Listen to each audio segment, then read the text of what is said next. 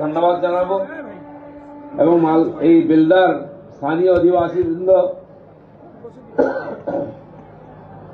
শুধু বেলদা নয়, আশেপাশের ব্লক কেশিয়ারি, দাঁতন, নারায়ণগড়, পাশে সাঁকরাইল, ঝাড়গ্রামের পূর্ব মেদিনীপুরের এগরা, এতল অঞ্চলের মানুষ রেল যাতায়াতের জন্য এগরাতেই আসেন, এই দাঁতনে আসেন।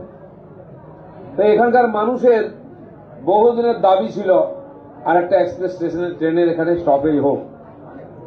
আমিও কয়েক বছর ধরে চেষ্টা করছি। মাননীয় খান্ডেলওয়ালজি এবং আরো অনেক যারা বিশিষ্ট নাগরিক এ ব্যাপারে চিন্তা ভাবনা করেন, ব্যবসায়ী সমিতি থেকে প্যাসেঞ্জার অ্যাসোসিয়েশন, যতবার বেলদা এসছি আমার সঙ্গে দেখা করেন, চিঠি দেন, আজকেও দিয়েছেন, খড়গপুরে গিয়েও দেখা করেছেন।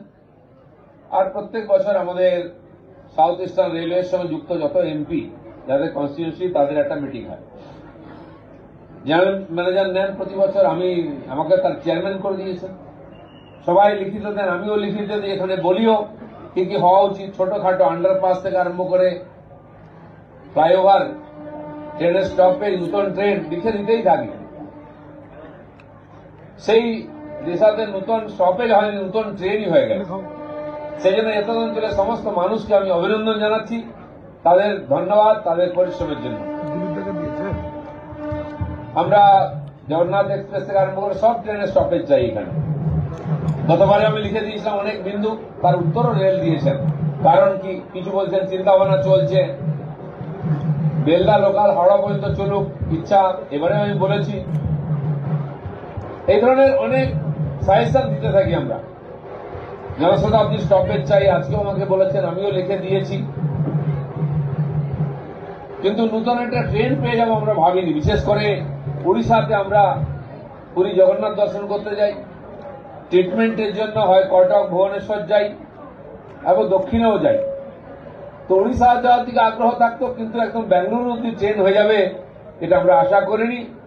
সেই ট্রেনের স্টপেজ বেলদা পেয়েছে, এটা আমাদের কাছে খুবই আনন্দের বিষয়। সেজন্য সবাই অভিনন্দনের পাত্র।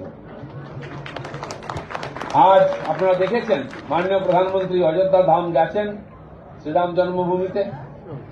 সেখানকার এয়ারপোর্ট, মহর্ষি বাল্মীকি এয়ারপোর্ট উদ্বোধন হয়ে গেল। আর আজকেই প্রথম বিমান নেমে গেল, দিল্লি থেকে চলে এসেছিল।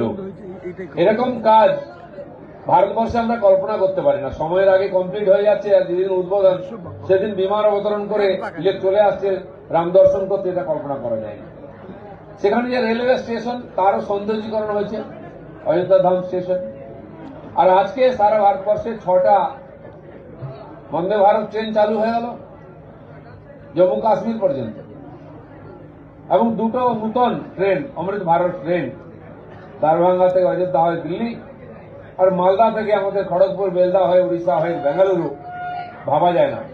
যারা চিকিৎসা করার জন্য চেন্নাই যান, ভেলোর যান, ভোলককে যেতে হয়, তারা এই সুযোগ পাবেন। শুধু তাই নয়, এই যে ট্রেন আমরা দেখলাম কিছুক্ষণ আগে, এটা দিয়ে বন্দে ভারত ট্রেন গেল, নিঃসন্দেহে গর্বের ব্যাপার। সবাই একবার আমরা চড়ার চেষ্টা করি, চড়ছেন অনেকে, পুরী যাচ্ছেন, কিন্তু তাদের খরচা বেশি, সুবিধা বেশি আছে, সময় কম লাগে। একটু বিশেষ ধরনের ট্রেন, খরচা বেশি। কিন্তু এই অমৃত ভারত যে ট্রেন, এটা হচ্ছে স্লিপার ক্লাস আছে, ওটা চেয়ার কার, বসে যান, বসে আসুন একদিনের মধ্যে। এটা যেহেতু 42 ঘন্টার জার্নি, তাই স্লিপার ক্লাস আছে, চেয়ার কারও আছে, সুবিধা সব এক আছে, কিন্তু খরচা কম আছে। অন্যান্য এক্সপ্রেস ট্রেনে যেরকম ভাড়া থাকে, এতে সেরকম ভাড়া থাকবে। ট্রেনে এসি নাই, সেই জন্য এখান থেকে হাজার হাজার ছেলে কাজ করতে দক্ষিণ ভারতে যান, চেন্নাই যান, কোয়েম্বাতুর যান, বেঙ্গালুরু যান, বহু রাজ্যে, অন্ধ্রপ্রদেশ থেকে আরম্ভ করে, বিশাখাপত্তনম থেকে আরম্ভ করে বহু রাজ্যে চাকরি করতে যান। সাধারণ চাকরি করেন, তাদের পক্ষে ওই দামি ট্রেনে আসা মুশকিল। তাই সরকার তারা যাতে সহজে বাড়ি আসা যাওয়া করতে পারেন, এই সাধারণ ভাড়া ট্রেন দিয়েছেন, সব সুবিধা দিয়েছেন। এও 130 কিলোমিটার স্পিডে বেশি চলবে। এর যে শৌচালয় আছে বন্দে ভারতের মতোই আছে। এর ট্রেনের পেছনে চার্জার লাগানো যাবে, সুবিধা দেওয়া হয়েছে, আধুনিক সব সুবিধা থাকবে। ভারতের ইঞ্জিনিয়াররা পরিশ্রম করে এই ধরনের নতুন টেকনোলজি নিয়ে এসে ভারতের মানুষকে সুবিধা দিচ্ছেন। নরেন্দ্র মোদীর দূরদর্শিতার জন্য এটা সম্ভব হচ্ছে। আজ ভারত নিজের টেকনোলজিতে, নিজের ইঞ্জিনিয়ারিংতে দুনিয়ার সঙ্গে সংঘর্ষ করছে, লড়াই করছে। আমরা যেটা পারিনি, বুলেট ট্রেন নিয়ে আসছে আমাদের দেশে, 350 কিলোমিটার স্পিডে চলবে, কিন্তু তার যা ভাড়া বিমানের চেয়ে বেশি খরচা হবে। তাই সাধারণ মানুষের জন্য নয়, তাই মুম্বাইতে, আহমেদাবাদে সেখানকার লোকের সচ্ছলতা আছে, তারা ব্যবহার করবেন। রাফাল বিমান নিয়ে আসছি আমরা এখনো সেই টেকনোলজি পাইনি, কিন্তু অনেক দেশের কাছে উন্নত টেকনোলজি আছে বলে তাদেরকে সামনা করতে হবে, নিয়ে এসছি। কিন্তু আমাদের দেশের সায়েন্টিস্টরা সারস তৈরি করেছেন, তেজস তৈরি করেছেন, সেই বিমানও বিদেশে বিক্রি করছি আমরা, যুদ্ধ বিমান। সেও কিছু কম নয়, সবচেয়ে 3 গুণ বেড়ে যাচ্ছে। আর বুলেট ট্রেন নয় তো আমরা সেমি বুলেট ট্রেন আবিষ্কার করেছি, সেটা সাধারণ মানুষ পাবে।